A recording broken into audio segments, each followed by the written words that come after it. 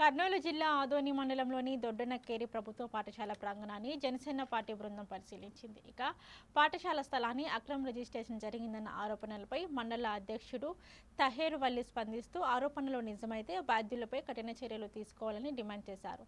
జిల్లా కలెక్టర్ స్వయంగా స్థలాన్ని పరిశీలించి అక్రమ కట్టడాలు తొలగించి ప్రహారీ గోడ నిర్మించాలని జనసేన నాయకులు కోరారు.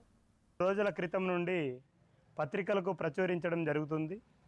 మరి ఇది అక్రమంగా రిజిస్ట్రేషన్ జరిగి ఉందా లేదా అనేటువంటిది ఆదోని మండలం దొడ్డనకేరి గ్రామంలో ఉన్నటువంటి ప్రభుత్వ పాఠశాల యందు పరిశీలన చేయడానికి జనసేన బృందం ఈరోజు పరిశీలన చేయడం జరిగింది. ఏదైతే అక్రమ రిజిస్ట్రేషన్ జరిగి ఉన్నట్లు పత్రికల్లో ప్రచురించడం జరిగిందో ఆ డాక్యుమెంట్ నెంబర్లతో సహా సర్వే నెంబర్తో సహా చేసినటువంటి వ్యక్తుల పేర్లు కూడా ప్రచురించడం అనేటువంటిది జరిగింది.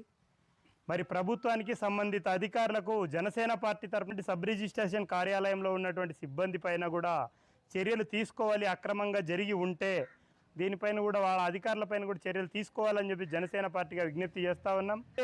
దరఖాస్తు చేశారో వాళ్ళపైన కూడా చట్టపరమైనటువంటి చర్యలు తీసుకోవాలని చెప్పేసి కోరుతా ఉన్నాం.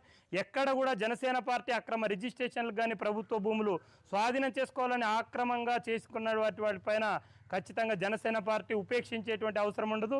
ఎందుకంటే అక్రమం చేసిన వాళ్ళపైన ప్రభుత్వం కూడా చట్టపరమైనటువంటి చర్యలు తీసుకోవాలి. జనసేన పార్టీ అక్రమంగా రిజిస్ట్రేషన్ చేసుకున్నటువంటి వాళ్ళకి కానీ అక్రమంగా భూ కబ్జా చేస్తున్నటువంటి వారిపైన కూడా వ్యతిరేకంగానే జనసేన పార్టీ ఉంటుందని సందర్భంగా తెలియజేస్తా ఉన్నాం. నా పేరు తాహేర్ వలి, జనసేన పార్టీ ఆదోని మండల